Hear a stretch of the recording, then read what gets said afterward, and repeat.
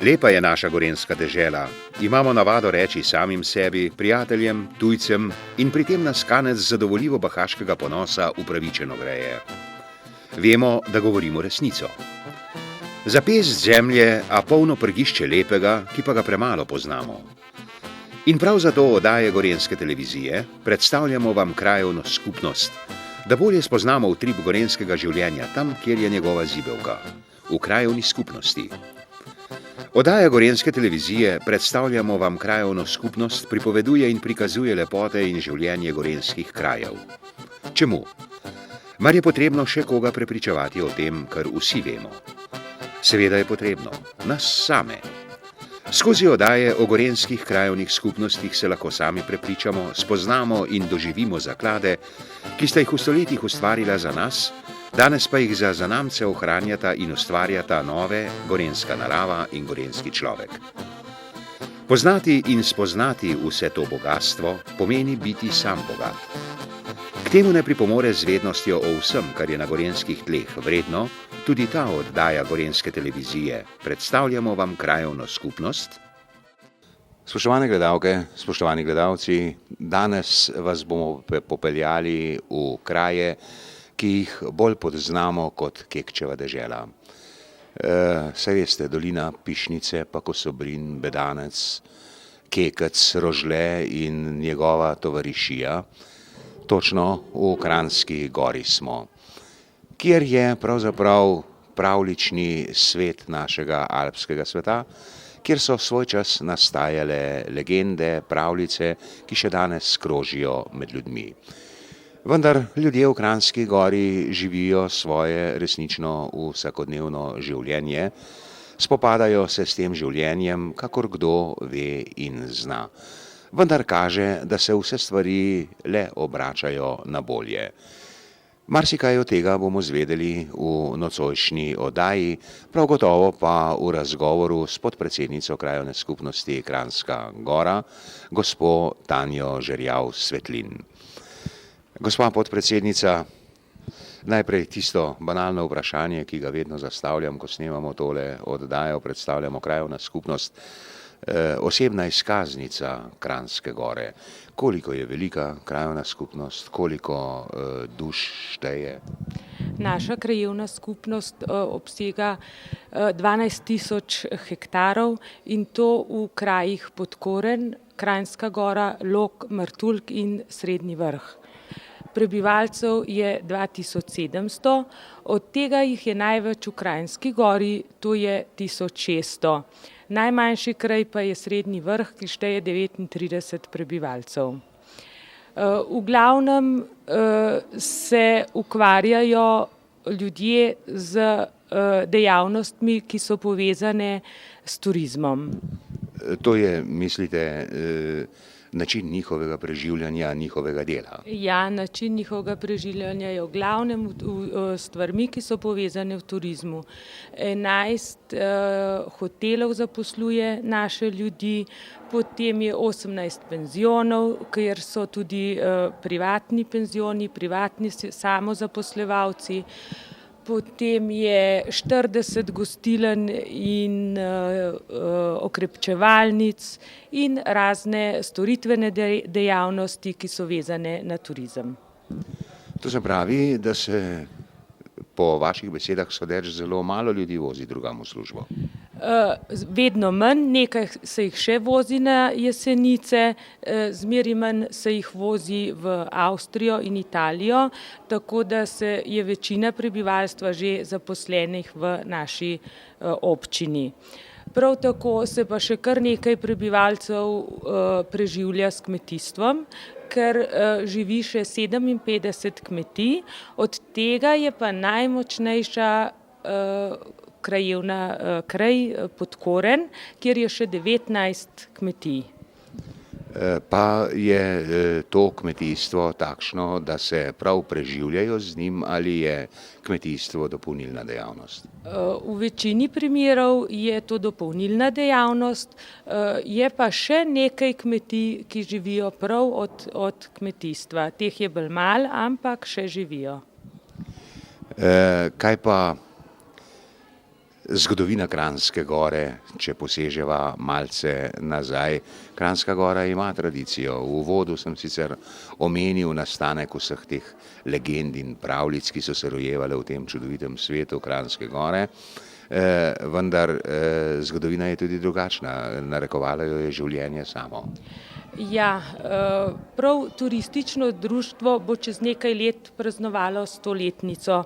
Začelo se je z olepševalnim društvom, ki se je razvijalo v turistično društvo in so že pred drugo svetovno vojno veliko živeli od takrat od zimskega turizma, posebej pa od letnega turizma in planinarstva. Veliko je bilo gorskih vodnikov in planincev, tako da so se že takrat preživljali s turizmom. Kaj pa recimo kulturna sfera v zgodovini, spomeniki, ta naravna dediščina, to vidimo, bolj malo pa vemo za kulturno dediščino? No, najlepši spomenik je sigurno Ruska kapelica, ki je postavljena v spomin zasutim ruskim ujetnikom, ki so jo sami preživeli, postavili svojim, ki jih je bilo čez 100 zasutim. To delali so Vršiško cesto, ne? Delali so pa Vršiško cesto in jih je takrat strašen plaz zasul in mislim, da je še premalo pozornosti usmerjene prav na Rusko kapelico in celo na Vršiško cesto. Premalo se zavedamo, da je to zgodovinska cesta in bi verjetno se lahko imenovala tudi Ruska cesta. No, tudi arhitekturno so domačije kar zadržale bolj svoje prvotne podobe in tudi v arhitekturi današnjega časa je opaziti sledi učenja prav na tej stari arhitekturi. Ja, jaz mislim, da je pravilno, da je naš občinski odlok tako strog, da predpisuje gradnje v alpskem slogu. Drugače prav originalna, prava kranjskogorska hiša, ki je lahko še borovška hiša, je pa Liznjekov muzej. Liznjekova domačija, kjer je muzej, noter je pa predvsem zanimivo gradivo našega pisatelja Josipa Vandota. Gospa Svetlinova, če pogledava, problemi so verjetno takšni, kakršni so v vseh krajevnih skupnosti in imajo skupni imenovalec komunalni problemi, pa vam jih uspeva reševati? Mislim, da je ta občinski svet zelo veliko sredstev namenil za komunalno ureditev, predvsem iz ekoloških razlogov, so pa stvari, ki bojo stale verjetno še mnogo denarja in so, lahko rečem, bolj potrebne kot stvari, ki smo se jih lotili. No, prav gotovo so veliko bolj pomembni načrti v krajevni skupnosti. Kakšni so načrti? Načrti v krajevni skupnosti so v glavnem oživljanje in spodbuda društev, ki so že zelo aktivna iz leta v leto bolj in da bi s tem povezali krajane, da bi se začeli vedno bolj zavedati, da smo en kraj, da ne smemo biti tako razbiti, razdeljeni in da moramo iti enemu cilju, ki si ga bomo zadali, da moramo iti vsi enemu cilju naproti in to je razvoju turizma. Kranjska Gora seveda je naš turistični pojem, turistična meka, če hočete, drage gledalke, dragi gledalci. Vendar v Kranjski Gori je marsikaj na turističnem področju in včasih je težko razločiti.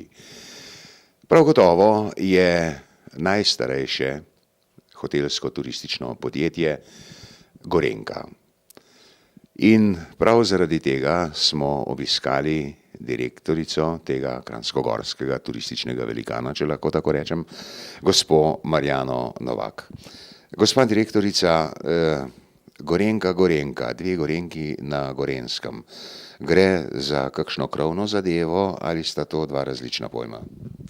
No, moram reči, da nas res pogosto mešajo z Gorenjko Žitom iz Lesc, vendar zaenkrat je Gorenjka Žito nekoliko bolj uspešna, kot smo mi, ampak upam, da si jim bomo v kratkem tudi mi pridružili.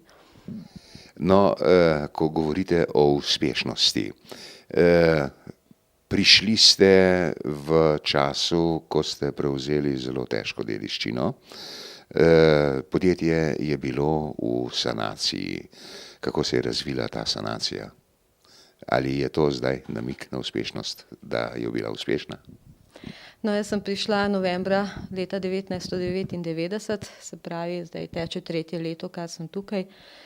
Podedovala sem res zelo težko situacijo, tako da je bila prva poslovna odločitev, da pripravimo sanacijski program.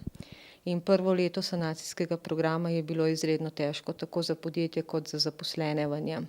Vendar tudi to smo skupnimi močmi prebrodili in danes pravzaprav že posegamo v tisti del sanacijskega programa in ga uresničujemo, ki že temelji na razvoju. Če se še malce zadržim pri sanaciji, strašna bojazen je bila izguba delovnih mest. Kako se je to zasukalo? No, tudi mi se temu nismo mogli, nažalost se nismo mogli izogniti, vendar mislim, da smo postopek izvedli korektno, tudi vsi delavci so dobili z zakonom določene odpravnine. Lahko pa z veseljem povem, da letos pa že zaposlujemo na novo, tako da smo v novo odprtem akvacentru odprli novih 15 delovnih mest. To se pravi, da je to tisti del sanacijskega programa, ki pomeni tudi nova delovna mesta. Prav gotovo. Sanacijo seveda najprej delaš na stroških, znižuješ stroške, vendar ne moreš tako znižati, da bi samo od tega živel. Potem drugi del sanacije je pa dvig prodaje in pa prihodkov. In mi smo tako, bom rekla, zdaj v tem drugem delu programa. Torej se lahko pogovarjava o lepših stvareh. Bi lahko omenili vsaj kaj je pravzaprav vaše bogastvo v podjetju? No, mi smo v sanacijskem programu opredelili tudi naše osnovno poslovno jedro. To je hotelirstvo z gostinsko dejavnostjo. In tako smo tudi opredelili objekte, ki sodijo v to poslovno jedro. To so hotel Larix, v katerem se danes nahajamo, potem hotel Prisank v Kranjski Gori, apartmajski objekt Garni in pa gostilna Bor. Vse, kar je bilo izven, bom rekla, tega ožjega področja Kranjske Gore, smo se odločili, da bomo dezinvestirali in ta sredstva smo potem tudi koristno uporabili za nove investicije. In kaj je zdaj ta lepša plat razvoja, glede na to, da ste, mislim, tudi celo najstarejše podjetje v Kranjski Gori in med najstarejšimi podjetji v Sloveniji tudi, če pomislim na ta vaš zlati jubilej?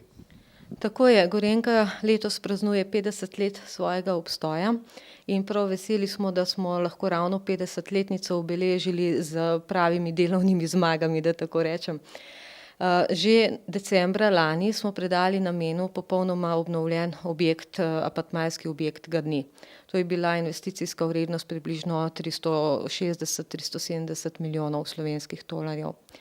Obnovili smo tudi del hotela Prisank in odprli čajnico, ki, bom rekla, res dobro služi svojemu namenu, saj se je promet v tem objektu povečal za 100% glede na prejšnja obdobja. No, letos pa smo pristopili k največji investiciji v naš nosilni objekt, hotel Larix.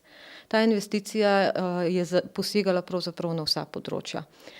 Eno je bila obnova in rekonstrukcija obstoječega objekta, ki je star že 30 let, drugo pa so bili v bistvu programski dodatki, ki naj bi omogočili hotelu, da je zanimiv celo leto, ne samo v zimski in pa poletni sezoni.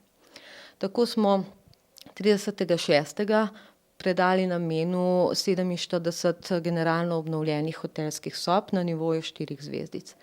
Potem smo 1. oktobra odprli kongresni center, ki se stoji iz glavne velike dvorane za 250 sedežev v kongresni postavitvi in pa 4 spremljajočih manjših seminarskih sob za timsko delo in pa delavnice. No, 1. decembra pa je bil najbolj vesel dogodek, ko smo uspeli odpreti naš novi akvacenter, ki je že v decembru zelo dobro posloval. Imeli smo preko 6000 obiskov v tem centru, tako da smo bili pravzaprav zelo zadovoljni z odzivom, tudi, bom rekla, zunanjim odzivom, kajti od teh 6000 obiskov je bilo 45% hotelskih gostov, ostalo pa zunanji gosti. In vsebina tega akvacentra? Vsebina je zelo pestra. Mi se nismo zadovoljili samo z povečanjem bazenskih kapacitet in pa popestritvijo programa v bazenu. Namreč naš bazen je sestavljen pravzaprav iz 2 delov, ki ju povezuje deroča reka. Eno je mirnejši, nekoliko bolj v plavanje usmerjen bazen, drugo pa je bazen z poln atrakcij vodnih, od hidromasaž, gejzirjev, tako imenovanih kober in pa dodaten virpul, kjer je voda 36 do 37 stopinj. Prav tako smo poskrbeli za najmlajše, imajo čudovit otroški bazen z toboganom, z mokro ulico, z ježkom, tako da mislim, da nikomu ni dolg čas. K temu pa smo dodali še zanimiv savna center na približno 250 kvadratnih metrih vodnih površin.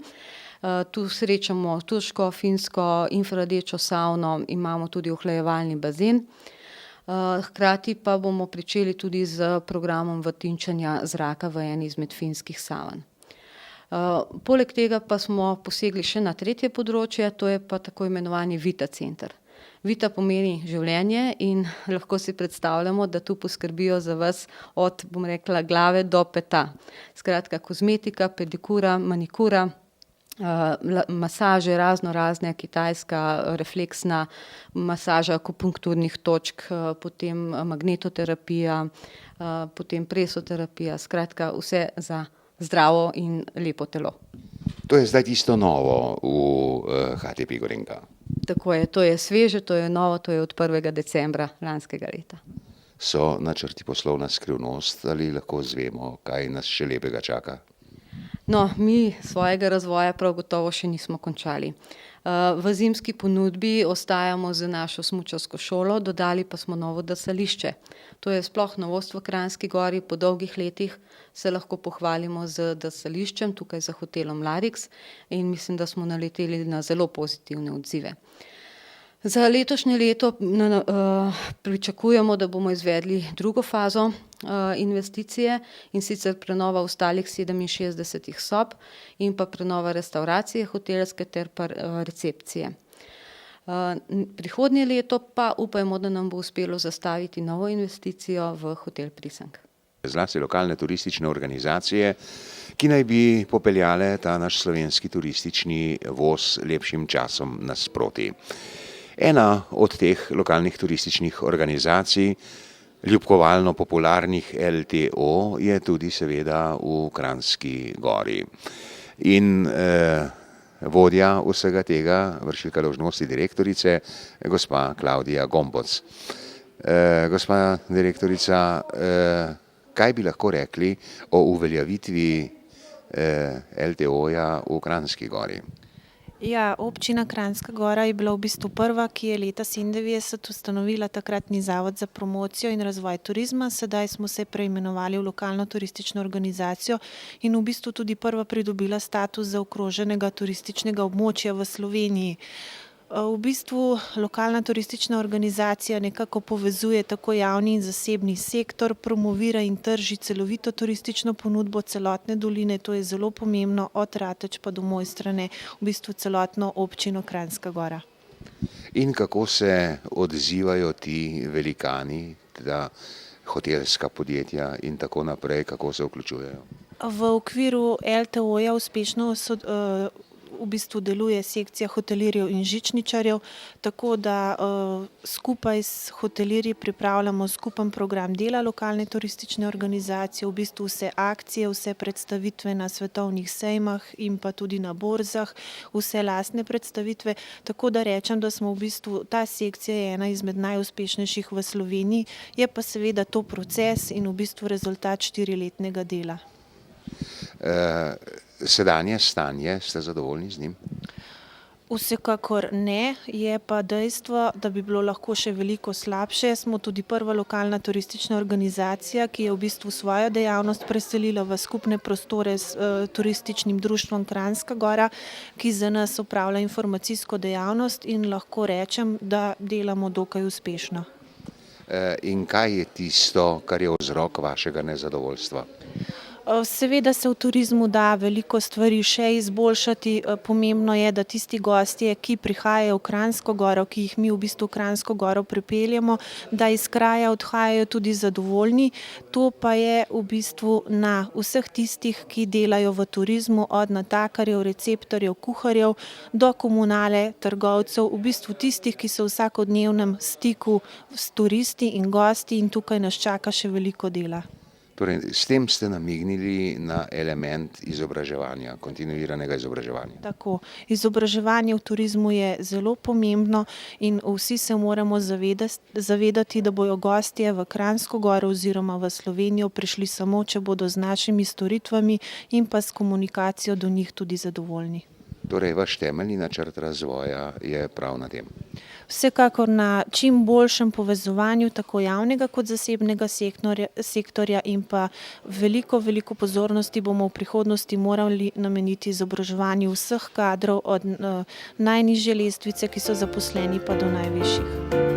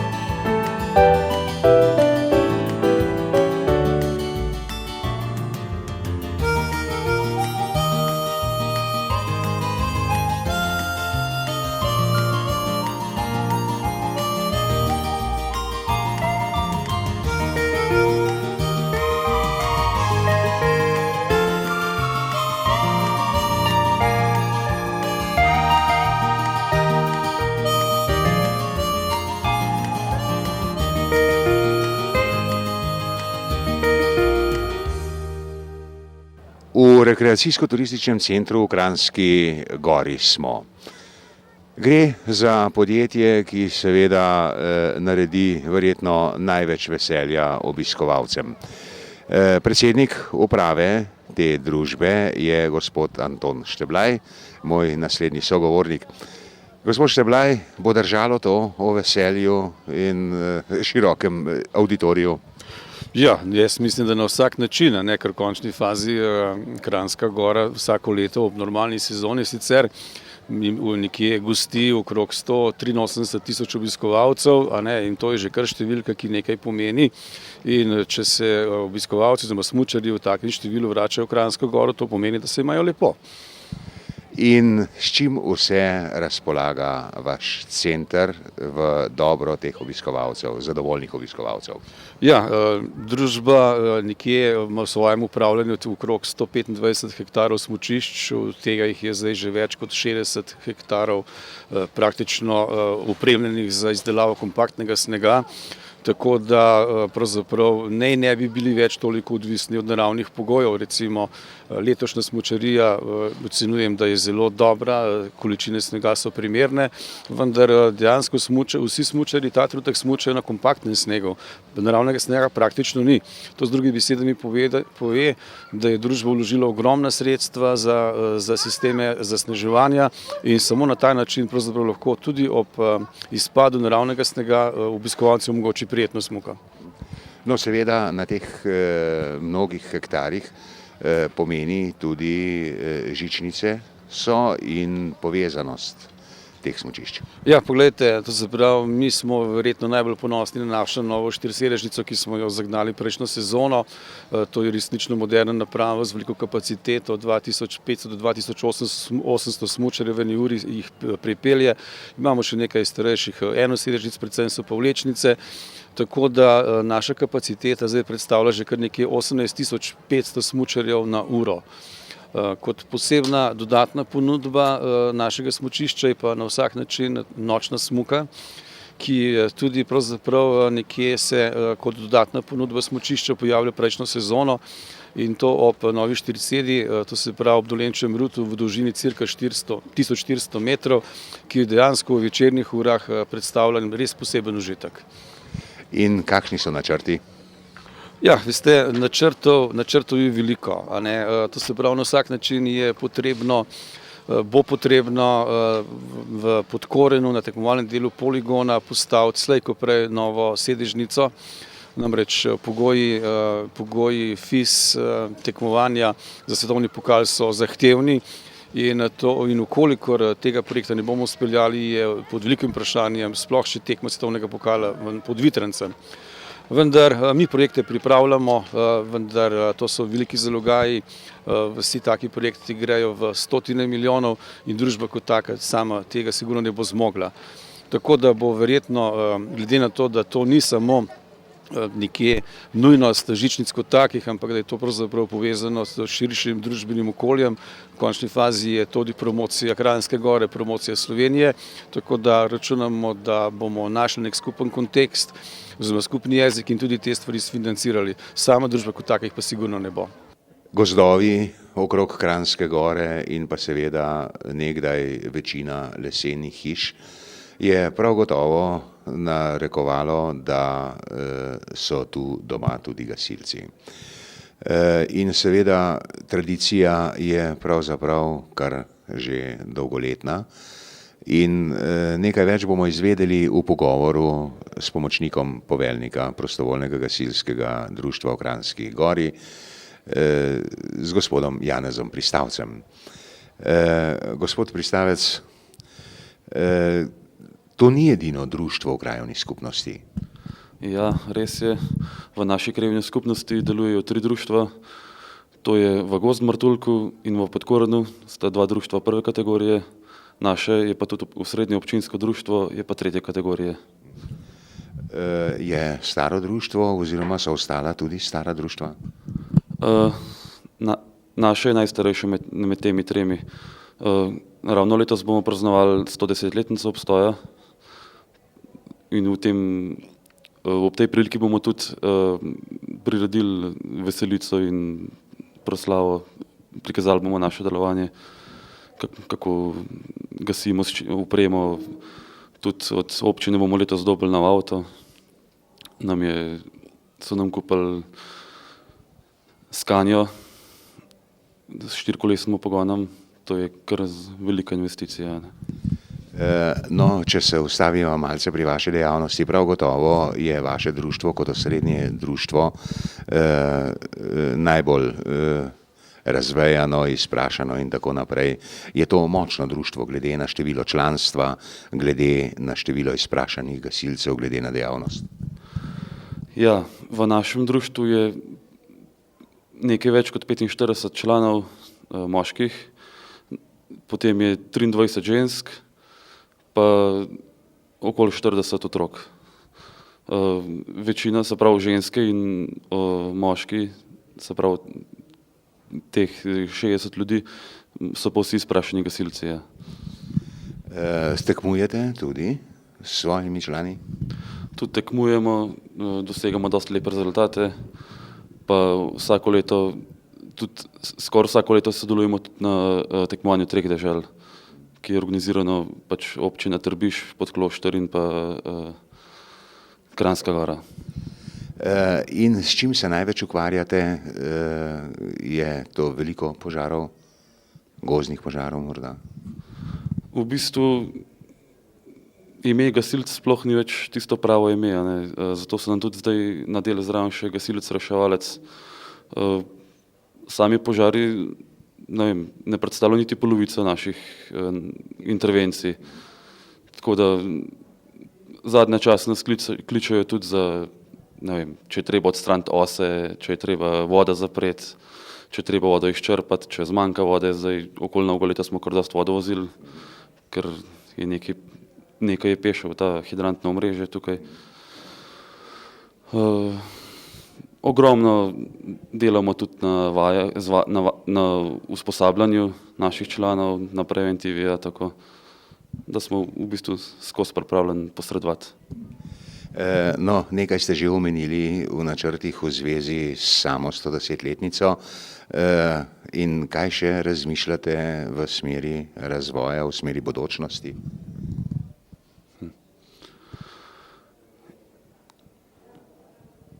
Torej, avto je s tem izpopolnjena oprema? Ja, res je. Letos smo že kupili en avto sami, s pomočjo donacij, predvsem občanov in prebivalcev Kranjske Gore. Nabavili smo tudi novo brizgalno, isto s pomočjo občanov. Zdaj ta avto nam bo skoraj v celoti financirala občina, oziroma bo šlo večina sredstev, 2/3 približno bo šlo iz občinskega proračuna, ostalo bo nekaj prispevalo večje podjetje v Kranjski Gori.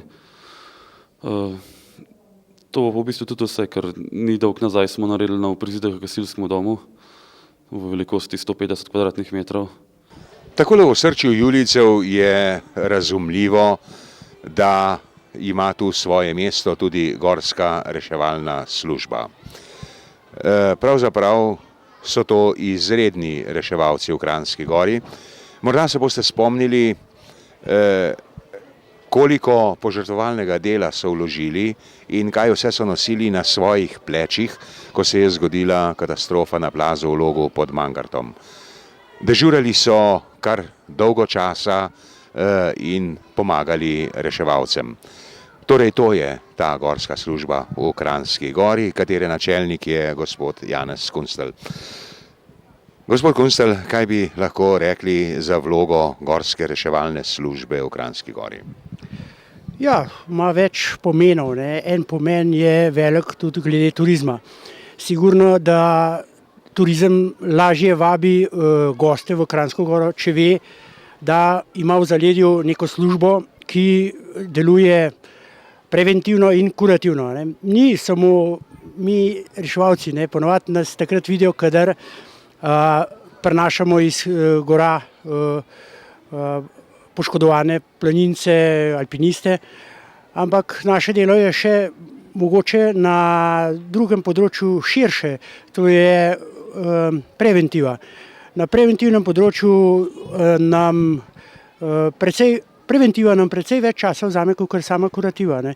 In kaj je ta preventiva v gorski reševalni službi? Ja, poleg tega, da sodelujemo z osnovno šolo, kjer pomagamo pri organizaciji šole v naravi, potem mislim, da smo čisto pri vseh prireditvah, ki se dogajajo v Kranjski Gori, to se pravi pozimi in poleti, kjer je možno, da pride do poškodb, da smo takoj zraven, ne da nas čakajo, ampak da smo zraven in da tudi z svojimi mnenji, nasveti pomagamo vzdrževati, da so te prireditve varne. To se pravi, smo zraven od svetovnega pokala do evropskih pokalov v smučanju, do juriša kolesarjev na Vršač, do tekov, desetke in tako dalje. Posod smo zraven, če nas le povabijo in nas želijo. Koliko članov pa šteje Gorska reševalna služba v Kranjski Gori? Ja, gorski reševalci, bomo tako rekli, vsi smo prostovoljci, zato ne delamo velikih premetavanj ali pa recimo črtanj. V glavnem gorski reševalec, ko se enkrat odloči, da pristopi v Gorsko reševalno službo, opravi vse tiste izpite, tečaje in tako dalje. V bistvu smo gorski reševalci do smrt, čeprav v kasnejših, starejših letih ne hodimo več toliko na reševanje, ampak pomagamo pa sami organizaciji pri njenih aktivnostih. Seveda, treba je tudi, kljub temu, da nam družba pomaga z finančnimi sredstvi, tudi drugače z opremo, je treba še kaj zraven postoriti, da je mogoče ta reševanje bolj sodobno, lažje, z boljšo opremo in tako dalje. Pa ste dobro opremljeni? Ja, bom rekel, da se je to kar zboljšuje. Lahko pomagamo reševalcem tudi pri nabavi osnovne zaščitne opreme, od čevljev do vetrovk, do vsega, kar se tiče njegove opreme, ker reševalec, da bi hodil samo na reševalne akcije, takega reševalca, recimo bom čisto rekel, ga jaz na reševanju ne rabim, ker je prvič je kondicijsko nesposoben, drugič je pa nesiguren. Reševalec mora biti stalno v hribih, on mora živeti s hribi, ne. In kakšne so želje za prihodnost? Ja, letos imamo velike načrte, letos imamo v Kranjski Gori 90-letnico obstoja. Iskrene čestitke za ta velik jubilej. Ja, pripravljamo se junija, da bomo nekaj večjega organizirali. Seveda pa je treba ta aktivnost, da je skozi. Treba je pripovedovati, da svetujemo. Mi smo tudi letos pripravili nek koledar, stenski barvnik, ki ima zadnjo stran prav posvečeno in je cela zadnja stran so sami nasveti za gibanje v gorah, kaj mi priporočamo. In tudi, če nas kdo pokliče, mu tudi povemo, kakšne so razmere, kaj je primerno za tisto obdobje. Tako da smo vedno na tapeti in tudi pomagamo, če je treba.